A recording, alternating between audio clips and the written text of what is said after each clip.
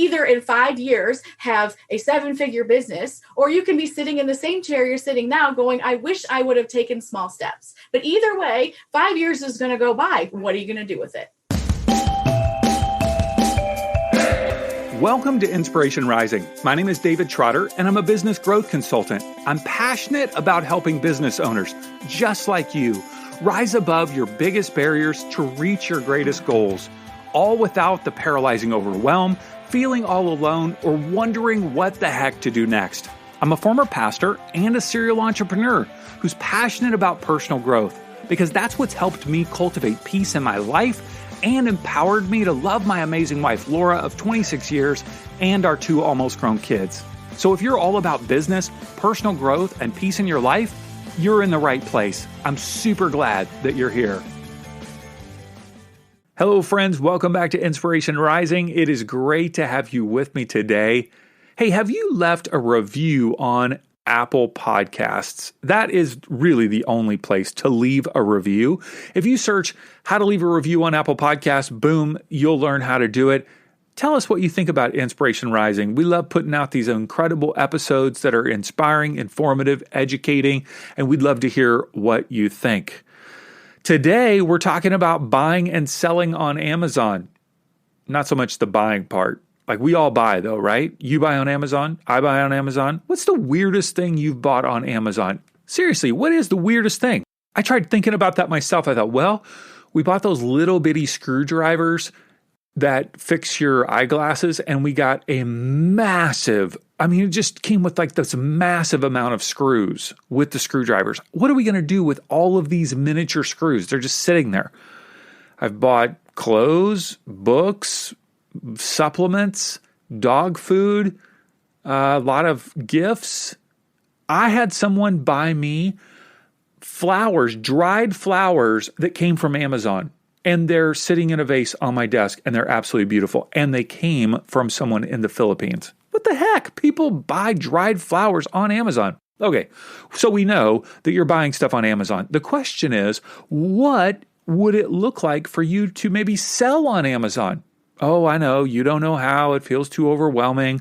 That is why I have an incredible guest for you today. Her name is Kristin Ostrander, and she is a dynamic Amazon selling mom who's generated over $5 million in online sales.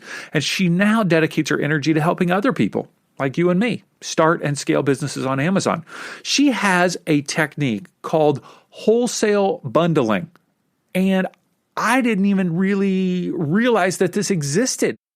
And I don't know, maybe I've purchased an item that had been bundled. I don't think so though, but it just blew my mind, this whole idea of wholesale bundling. And it's one of the techniques that she teaches. So you're going to love this episode where we learn all about Amazon selling. You'll love Kristin. She's got fun, full of energy. She's got fun, full of energy. She is let me say that again. She is fun and full of energy. There we go. I got it right that time. Hey, and if you haven't left a review, go to Apple Podcast, leave a review, tell people what you think, and share this episode with a friend because this is what friends do, right? Friends are friends forever. I hope. Are you my friend forever? Ha! All right, let's jump into this interview with Kristin Ostrander.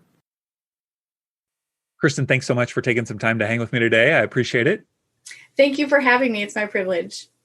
All right, so I want to hear a little bit about your story of how you started selling online, specifically on Amazon. How did this begin for you? So back in the day, I was married very young at a ripe age of 19. And my husband and I ended up having a child about a year later. And I really didn't want to be ships passing in the night. We both needed to contribute to the family household.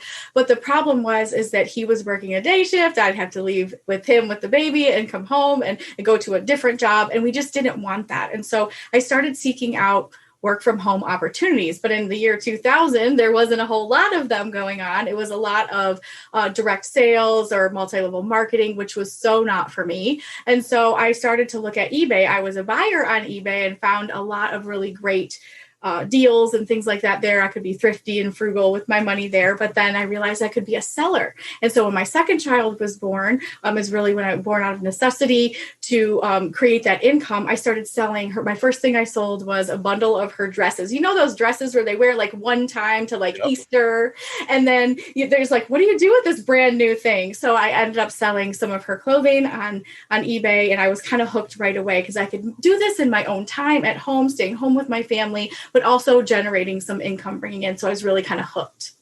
That's so good. And so at what point did you make the shift from eBay to Amazon? Because when I think of eBay, at least back in the day, it was, like you said, one-off used items. Now you can go on there and there are huge sellers that are selling, every size of a shoe or shirt or something like that. But when I think about selling on Amazon, that feels like a big shift to me.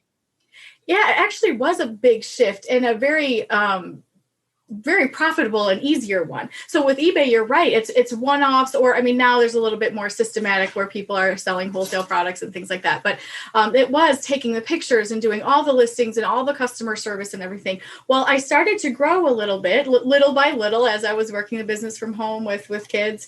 And so I was looking for ways to scale, to get a little bit bigger. And as I started checking in, I realized Amazon had this FBA program where you could send and I started with used books on Amazon, because at the time they were the major bookseller, right?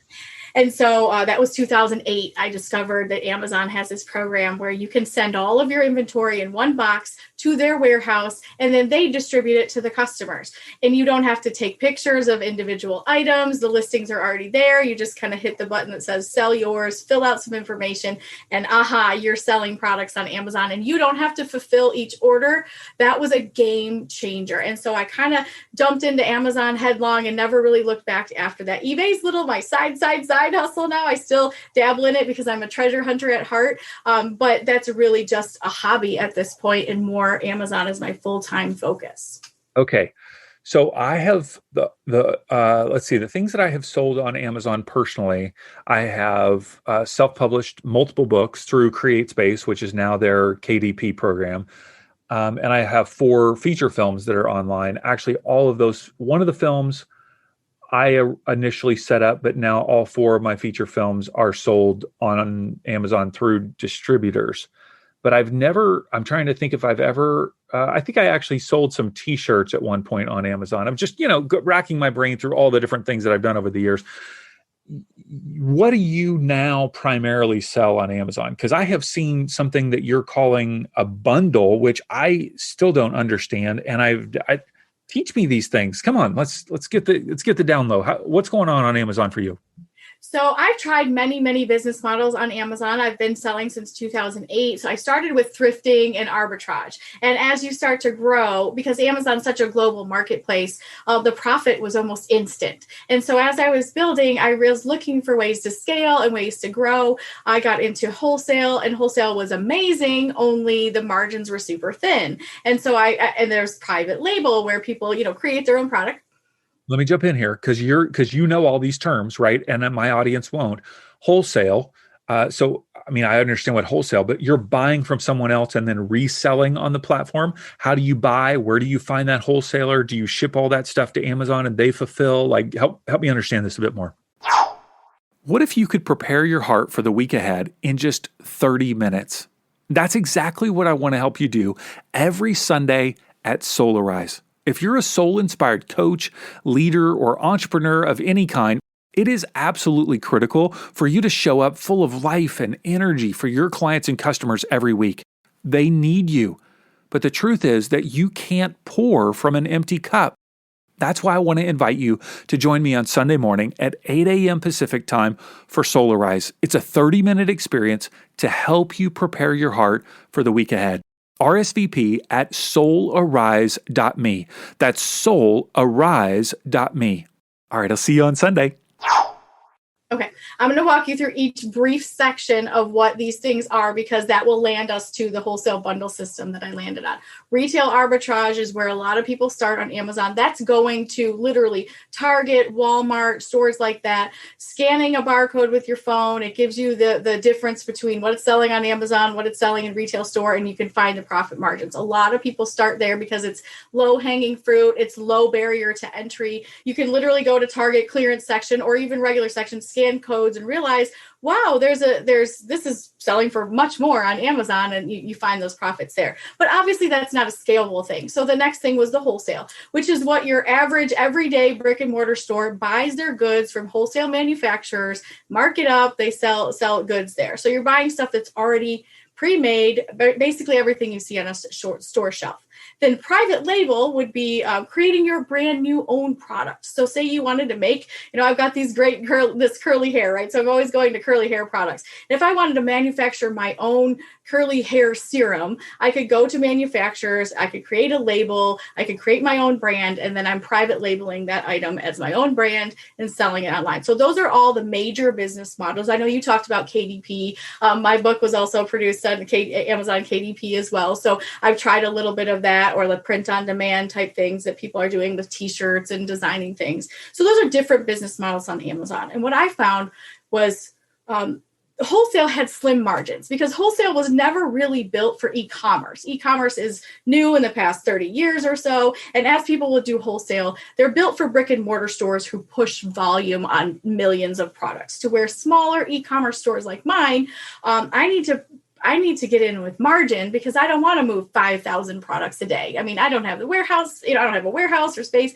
So I was trying to find the go-between between private label products and reinventing the wheel and trying to create this big, huge brand and get people to follow it versus the wholesale, which is great, proven products, but there's very slim margins. And so the bundle is creating the hybrid between private label and wholesale to create more margin for your product. So a bundle is putting highly complementary products together in the same package in order to create value for the customer, speed, and variety. So go back to the curly hair products, for example. Shampoo and conditioner, usually purchased together, right? So if we create that shampoo and conditioner all in one package, then your customer doesn't have to shop multiple times to add those things to the cart. So it creates convenience for them, easy for you, and also get your margin up there a little bit more because it's one sale, one package, one fee, and it kind of makes it a lot more profitable as a seller.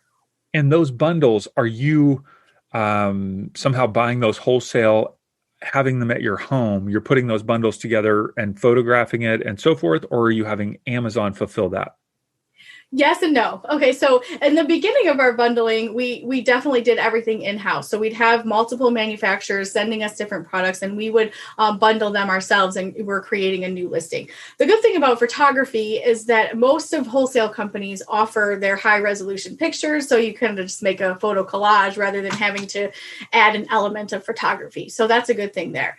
And yes, you could do it in-house, but we use a prep facility. And a prep center is where you have your manufacturers send all of your goods to a prep facility. They package it, pre-package it for you, label it the way Amazon wants you to label it, and then ship it off to the Amazon warehouse. So they're not quite a middleman, but they are, so that you don't have to be sending and receiving from your own home. So we are hands-off inventory. We do the ordering, we do the bundle creation and the listings, and then everything is sent to our prep center. They send it to Amazon, and it's really a well-oiled machine. And the prep center, obviously, some of this may be proprietary information, so share what you want, but like how much are they charging in order to prep based on, you know what I mean? How much is that cutting into your profits? Not by much. I would say that like different prep centers vary based on the products that you're selling. For example, if you're selling the patio furniture versus like a picture frame, there's different prep levels there. But I would say the average is between $2 and $3 per bundle. And so as you're packaging as a whole, and we're looking for a margin gain here. So a lot of our bundles, we start at $30 or more that we like to sell through so that it's creating that margin.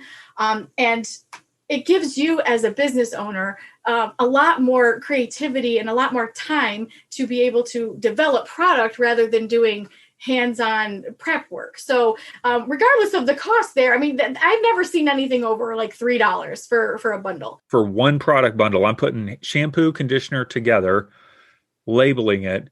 They charge me $3 for that one bundle. I would say that would be the maximum price. There's a variation in the different prep centers, but the reality is you're buying this from wholesale and you have to package your items anyway. What people don't understand about Amazon is that you can direct manufacture to Amazon, but they have to be prepped in a certain way. If there's anything exposed, it has to be bagged. If there's anything breakable, it has to pass a 3-foot drop level. So bubble wrap, things like that. And so that's very time consuming. And so if you're thinking about your profit margin, what would you rather do? Would you like to bubble wrap your hot sauce packages that you're doing and have those be triple bubble wrapped and then bagged and then labeled and then shipped to Amazon? Or do you want to take a little less margin to have someone do that work for you? I've done it both ways, and I'll never live without a prep center again, put it that way. For 8 years, we bundled our own things in-house. And I think my husband kind of drew the hard line in the sand of cardboard is now our major decor around here. And so I think maybe that needs to change. We were outgrowing our space for sure. And so that's kind of the nutshell about the logistics of how things work. Some people start in-house, and that's perfectly fine as they're getting used to it. But most of our bundles, we have 3 to 5 items, and many times they come from different manufacturers. The 3 to 5 items is really a sweet spot because 2 items kind of makes sense. But like you think of your typical gift set, if you were going to send a gift to like a woman's gift package or something, you've got a bundle, maybe there's a candle in there, a wine glass, a pair of socks, something, a journal, something like that. You have 3 to 5 items in there, you're packaging it really nicely, sending it off to the customer really creates that high perceived value. And I have never purchased a bundle like this on Amazon. So this was all new to me. I was like, wow, this is really, I mean, it's genius. So let's just say you're packaging, well, let's go to your listings. Okay. Some of this, I might be asking personal questions here, so feel free to, kind of dodge and weave me here. How many listings do you have on Amazon currently? So we carry between 200 and 250 different SKUs in our store. We try to keep them small. Some of them it fluctuates between different seasons. So I'll have seasonal products there. But for the most part, we're churning less than 200 actual availability of certain bundles. That's not a lot. I'm surprised by that. I have a friend who has a large business, very large. I think it's 60,000 square feet, where he sells primarily pool supplies, above ground pool supplies, and Halloween costumes that he has manufactured himself in China. And he also sells tools. He's got multiple different things. His tool store, this is so fascinating. He has all of these tools listed on eBay, Amazon, and so forth. And then he doesn't necessarily keep them all into stock. He will drive to the wholesale locations here in Southern California, pick up the items that were just sold, and package it and send it the next day. I mean, there's just so many different ways. I didn't even know these things were possible until he, but why am I telling you this? I'm telling you this because you're blowing my mind with these bundles. So you've got 200 to 250 bundles. What are the types of bundles that you have? Like, what do you like to bundle? We love to bundle home decor products. So for your listeners, they can't see what's behind me, but you can see videos. Things like this little shelf here behind me. Those are little corner shelves that we found on wholesale. We ended up purchasing them and selling them on Amazon. Just little home decor products to where people are buying this, or a set of rugs, or a set of matching kitchen towels you see, or bathroom towels. Home decor to where you wall art, or some of the shelf fillers that you kind of see there. There's we like to follow a lot of the trends when it comes to that. We also really like the home and kitchen area, as far as people are always remodeling, they're always updating colors, they're always updating things. So there's always ways for people, especially during the pandemic, people were redecorating like crazy. Yep. And it was kind of a nice, they were stuck inside looking at the same old, right? So we really like home decor only because the world is your oyster, right? There's so many different people that like different styles, so we can appeal to many, many customers. A lot lot of people, we started out bundling with toy products and with grocery products. I love grocery and toy products, especially grocery. It can be great. The only downside to that is keeping track of the expiration dates, because Amazon, unfortunately, does not follow first in, first out. So if you have overstock, it could expire, and they put the new stuff in the front instead of the back, like a grocery store would. And so you can really have some major headaches. Also, the downside Hold to on, real quick. Grocery, you're blowing my mind here. Are we talking about like pasta and pasta sauce? Yeah.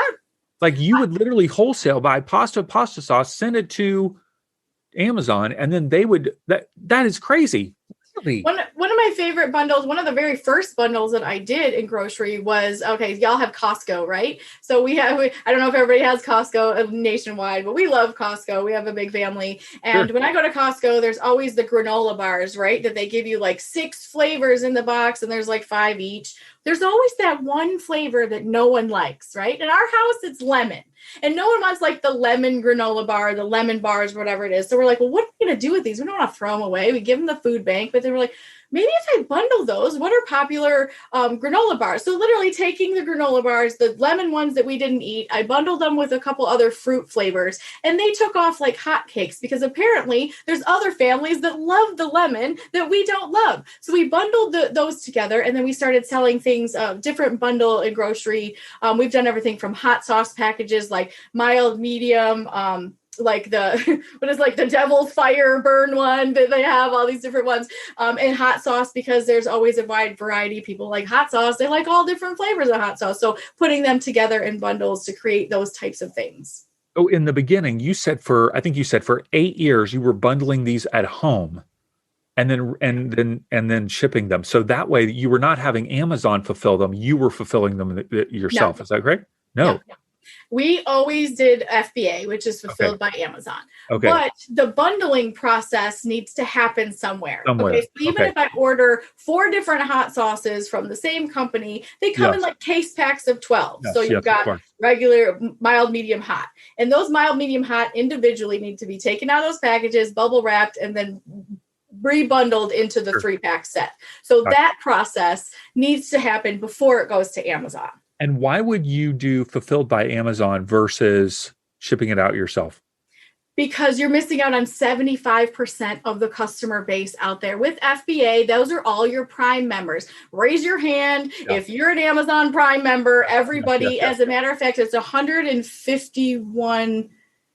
I want to say it's 151 million Amazon Prime members as of January 2021. That's a stat I update on a regular basis, because you're serving 151 households with the Amazon Prime. Most people have, there's a little button on your phone and on your desktop that says Prime only. And most people, you know that. Most people don't realize that there's a button you can filter out all the ones that aren't Prime, because you want it in 2 days. I don't order from anyone unless it's something that like is crazy that nobody else, that Amazon's not carrying. I don't own it. I don't buy it from somebody else. I also feel like it's going to be possibly a problem. Like, what if I wanted to return this, or and it's not going to get here fast. I got to pay for shipping. Yeah. Okay. I hear what you're saying. Fulfilled by Amazon, FBA process. But then there's all of these, because I've done this before, all of the labels have to be certain way for Amazon going in and out. And it just feels like a big pain in the butt, Kristin. It just feels painful. Is it painful? Yeah, sometimes. I think learning the process step by step makes it not painful. Remembering what you're getting, what are you exchanging for working with Amazon, and what you're exchanging is trying to say you want to build your own e-commerce, Shopify website, whatever it is. I love Shopify, by the way. But the idea here is that you're going to build your own brand presence. Say you're going to, go back to the curly hair, right? Because I can't help myself here. So if I want to say this curly hair website that I'm going to build, I'm going to sell my own products. Now you're into, not only are you inventing and manufacturing a new product, but in control of the branding, but now you're in control of every asset. You have to market that. You have to make sure you have the best SEO. You have to drive traffic, get customers, build the brand. With Amazon, they do all of that for you. They literally bring you 150 million customers a day. All you have to do is offer your products for sale. So I think that's a really good exchange for labeling a couple boxes. Oh, you make it sound a little too easy. It's not that easy, Kristen, but my guess is you teach Not that people. easy, but it's learnable, and That's right. it's anything. You can learn anything, and I think Yeah, it's not, if you have a step-by-step process, which I teach, that's right. then you can actually learn that pretty quickly and get it going. So at what point did you say, wow, I should be teaching other people how to do this, not just doing it myself? Tell me, at what point did that idea come into your mind? Was it during the cardboard decoration days? It was okay. So in 2014, I was actively involved in some Facebook groups, just Amazon seller Facebook groups. People would get together and talk about these things and share tips. And just there was no business involved. We were just a community helping each other because there's newbies. And I was part of one of these groups, is trying to feel like part of a community, because it's very isolating sometimes to be an entrepreneur, be at home. No one in my house, and they were tired of talking about Amazon. They're like, go find some Amazon friends because we don't care. I mean, not in a mean way, but you know how it is. Like when you get this business speak that people are like, you're speaking Greek, we don't know. So I started interjecting a lot in sharing my knowledge in these Facebook groups. I didn't have a purpose. I was just trying to help people, because I had to stumble through and figure out a lot of this stuff on my own, because there wasn't a lot of training. There was definitely no communities. It was hard while I was really building this to get and find answers. I found a couple of people that were teaching really good things. And so I just started interjecting. I was invited to do a live broadcast show as a 15-minute segment to kind of share my knowledge.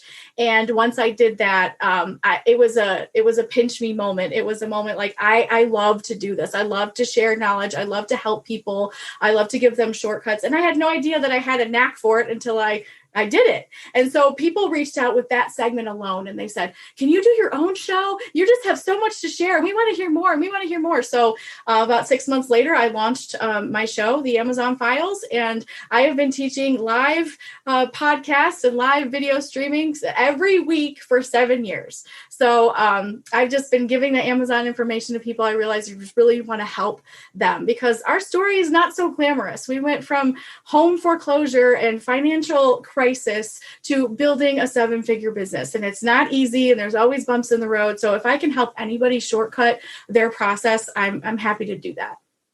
And has your husband been with you in this whole journey, or does he work outside the home? So funny thing is, it's kind of both and. I had a small business just kind of working from home, bringing a little bit of income in. But a week after my third child was born in 2010, my husband came home with a shoulder injury that basically almost ended his career. He's in commercial construction. So he's building buildings like, big buildings and stuff like that. And so he came home with a shoulder injury, and 18 months of surgeries and physical therapy basically sent us into we were from humble means. We were kind of just doing the best we could as a young family of 5. And my business at the time was growing, but not enough to support a family of 5. So unfortunately, our world kind of crumbled in. And so he always has helped when he could. And when we're just a dig in our heels and get it done kind of people. So he's always been part of helping in that. But he was definitely anxious once he was healed to get back to his commercial construction job. Now we're in Southeast Michigan. So it's very feast or famine, which is why I always had to help contribute, just because sometimes you're working 80 hours a week and sometimes you're laid off for 4 months. And so it's just the nature of the industry. And so he's always been able and helped be part of the muscle of it. And he's always super supportive. But if he had his way, he'd be like, just do your thing over there. And he's like a behind the scenes quiet guy. So very, very supportive. Yes. But during those times, sometimes it ebbed and flowed of, who is going to do a little bit more here and there. So we're a good team. Okay, you're ready to start your online business and share your expertise with the world as a life coach, health coach, healer, practitioner, whatever soul-inspired entrepreneur you are wanting to be. But how the heck do you turn that dream into an actual business? Well, that's exactly why we're launching Rise Up Business Academy. I want to help you rise above the overwhelm and procrastination to start your online business, stand out from the crowd, and work with your dream clients, all while fulfilling your divine purpose and generating financial freedom. Founding members get access to our signature Launchpad course, weekly live training via Zoom, and as a bonus, you get a membership to Rise Up Creatives, our content development platform. I want to invite you to join now as a founding member at the lowest price we will ever offer membership. Check it out now at riseupbusinessacademy.com. That's riseupbusinessacademy.com. Now, what about your kids? It sounds like they're probably a little younger, but have they gotten into this? Do they have their own eBay sales, or do they love learning about Amazon? What's their approach? They'd rather not. I think maybe being surrounded by, my son is 20, he's a musician, and he's, getting ready to release an album. So he wants to be out there and on the road. Okay. He's learned a little bit about some side hustle, more of teaching guitar and things like that. My middle child is just graduating from high school this year, and she's deciding what she wants to do. She's gotten a little bit into it. She's done a lot of eBay sales, and she sells on other platforms like for her generation. So she likes to sell a lot of trendy clothes on some different like Depop and some different apps that they have, Mercari and such. So she finds that she loves to do that. So she might be that next one coming up. She's very independent as well. And then my youngest one is 10, and I feel like she has a little bit of business savvy as well. So we'll wait and see on that one. It's so interesting. I love asking that about, people's kids, because you obviously, this is your whole focus in life and you're passionate about it. And some kids follow in their footsteps, and, others are like mine, and they're like, we don't want to have anything to do with any online business kind of stuff. Yeah. They have their own, ideas, hopes, dreams, all that kind of stuff. We don't want to sit at a computer all the time, Dad. That's boring. I don't want to have your life. I'm like, okay. Yeah, they want, I noticed this generation too. They're like, I had one kid the other day, a friend of my daughter's, asked me, so I see you're on YouTube a lot. This is a 13-year-old kid. He's like, can you teach me how to make money from YouTube? Oh yeah, there you go. Like, he wants to be a gamer and just put, like, they think if you just put out these gaming videos and then the millions of dollars roll in. I'm like, well, it's not quite like that. But I want to play games and have people pay me to watch me play games. That's basically what they want. That's definitely not that's not something you ever seen on a resume that I could ever think of. Or when we were growing up, of like, this is the future job I want to have. I'm going to be paid to play video games online while people watch me. That's like, that wasn't a job 20 years ago, and now all of a sudden it is making people millions of dollars. So that's where we grow and adapt and figure out what is going to be the next new career path for the next generation. Absolutely amazing. So people that are listening and they're wanting to start an online business, maybe they've thought about, Amazon, reselling some stuff on eBay. Maybe they're thinking about creating an online course, all of these different things. How do they decide what path when there are so many paths that are possible? You said you tried so many different things just on Amazon itself, but just, even outside of Amazon, there are so many opportunities and options. How do they decide what path to go down? The first thing you need to keep in mind is that money is not enough. Money is not enough of a motivator to continue on. Remember that these journeys, a lot of people quit before they even get started because money was their initial motivator. And no, I get it, because I started looking at, like, where's the fastest way I can make money, so I didn't have to get a job outside of my home. So I did hustle and grind, and I was working from 9 p.m. to midnight every night, or I'd work, during nap times and sneak these things in. And I have my own little concept called the 15-minute hustle, where I was able to really build my business that way. But what you realize quickly is, being an entrepreneur, being a reseller, it doesn't matter what you call yourself. A lot of people at Amazon don't consider themselves entrepreneurs, even though they are. If you're running your own business, money is not enough to motivate you. You have to have another driver, another reason why you're doing it. And the why might simply be that you don't want to go to a 9-to-5 and work for the man again. Maybe it's a passion that you have for a specific product line that solves a problem for people. I'm diabetic, so I know that diabetic products are really important to me, and they save lives. And so if that's a passion you have, but whatever it is, you need to tap into what gets you out of bed in the morning, what motivates you to get up and move, because you have to be self-motivated. You don't have the boss man hanging out behind you going, you got to meet your deadlines, you got to get there. So money really is great. And of course it will drive you if your rent's not paid or your mortgage isn't being paid. But the reality is, you've got to be driven by something else, because when it gets hard, that's what keeps you going over the hump. That's what keeps me from saying I quit and I'm going to work at Starbucks because I can't handle all this pressure of, producing all these different things and stuff. So the passion back there of helping that next person in line, or a passion for a product, whatever that is, that has to be the really big driver to get you going, because money will not motivate forever. Okay, you've got a book that came out a couple of years ago called Dream Big, Step Small, Learn to Reduce Overwhelm While Building the Business of Your Dreams. Who should read this book? Who would it be helpful for? It would really be helpful for someone who has those big dreams and thinking, I want to do something for myself. I want to start a business, or I want to grow a business, and I really want that. But you also understand that it's overwhelming. And especially if you're a mom, if you're a parent, if you're juggling a 9-to-5 and you're starting to try to start your dream, there's a lot of parts and pieces. So you've got some tough love in there, and you've also got some really practical steps of how do you take the very next step? Because reality is, people think that all of a sudden there's a viral video and you're all a sensation, when really it's that iceberg of the bottom roots that you don't see before that tree kind of sprouts up. So it's really for the people who really kind of want a step-by-step blueprint of what it looks like to build big dreams. Remember, we went from foreclosure to a 7-figure business. That didn't happen overnight. That didn't happen with just a few big steps and one viral video. It's just the very next consistent step that you can take. So that's really building the blueprint for everything you ever wanted. And everything I do follows this kind of formula. And so that's what you'll find in there. It's funny. My initial perspective on your approach is that it's just boring.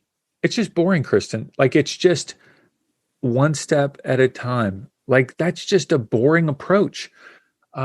But that's what's doable for everyone, versus everyone can't have the viral video. Everyone can't have this like boom explosion. But okay, I've got a big dream and I've got a blueprint and I'm taking one step at a time of consistent every day.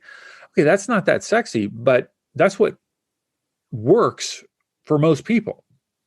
Well, and when you say it's not that sexy, I'm going to say yes. And yes, it can be kind of boring. It can be very routine and remote. But the reality is that it also is a way to grab those quick wins to keep you motivated. If you're setting very small steps in front of you and you tick that small task off of your list, and by the end of the week, you've done 5, 6, 10 things, sure, you're building momentum, because you're like, wow, look at what I've won so far this week. If I can do these small things, and these small things start to look at it like building, if you're going to build a path, right? And you put one brick at a time during that path. The path itself, if you're going to build 100-foot path, seems forever. It seems long. But every day, if you put a brick in one spot, in 90 days, you're going to have a path, and you can see the progress. That's so when you look at visually, you see the progress. You're like, I'm making progress. It makes you want to make more progress. I love it. I love it. I love it, because I think that there's even my tendency is, man, where's that big breakthrough going to happen? Where's that big, man, if I could just get on that podcast, or if I could just have this thing, if I could just have, the stereotypical one is Oprah, right? Back in the day when she had, if Oprah could just see my book, if Oprah could just interview me or whatever. Now it's other people, because there are so many different niches. But the bottom line is, I have heard multiple people even say, yes, I got that interview on so-and-so's podcast, and it really didn't propel me. You know what I mean? Maybe I had a few more people follow me, or I had a few good things happen. But for most people, it is the one day after another consistency. And consistency is so important. It could be it can feel so exciting to start something and get all this energy and momentum, whether it's social media, email, YouTube, Facebook Lives, challenges, whatever, hey, you do something once and but like, what about the second time, the third time, the fourth time? It's that consistency, like you say, that's just adding up. That's so good. Yeah, and those like small steps. I know that you said the Oprah thing, and I think that's so important to think about that, because I think that's what people somehow wait for. Or if people are doing influencing, for example, or podcasts, or they're doing any sort of teaching like I'm doing, and it's not about if we build it, they will come, right? It's if you build it and market it and put it in front of every single person you can possibly put it in front of, then maybe they'll come. Yes. So it's having that realistic expectation that nothing happens overnight, married with the fact that time is going to go by anyway. So you can either in 5 years have a 7-figure business, or you can be sitting in the same chair you're sitting now going, I wish I would have taken small steps. But either way, 5 years is going to go by. What are you going to do with it? Oh, Kristin, virtual high five. Kaboom. Yeah. Oh, I just love your heart. I love your approach to what you're doing. Okay, so you guys have got to check out multiple things. One is mommyincome.com, which is where you can find all of Kristin's teachings. You can find her podcast, the Amazon Files podcast, which is not just about selling on Amazon. Is that right? You have other things, kind of mindset-oriented things on the podcast? Lots of mindset work done here. A lot of, I cover some of the books and chapters and the topics, because it's all, you have to be well-rounded. It's not about how-tos too. It's also about mentally getting over those fears and those procrastinations and roadblocks that we set up for our own selves. That's right. And your book, Dream Big, Step Small. All the links for all of these things will be in the show notes. You can swipe up on your phone now and check those out, or go to our website, insporising.com. So, Kristin, thank you so much for sharing your energy, your passion. You've taught me about bundles today. I'm going to resist creating some of my own, because I have my own vision and focus. I start getting excited, like, I want to create a bundle. I should have a bundle. I should not have a bundle. But if you're listening, you might need to create some bundles. And if so, you can go to mommyincome.com and learn from Kristin. So thank you so much. I appreciate it. Thank you so much for having me. Hey, congrats on listening to another episode of Inspiration Rising. Why congrats? Because you're pouring education and inspiration into your mind and heart. And that's something we all need if we're going to grow our businesses and reach our goals in life. Now, if you enjoy Inspiration Rising, do us a favor, share it with a friend. Take a screenshot of your favorite episode and text it to them. Tell them to search for Inspiration Rising on their favorite podcast app and click subscribe. I want you to know today that you're inspired, empowered, and loved. Not because of the way you feel or what anyone else says about you, but because that's your true identity.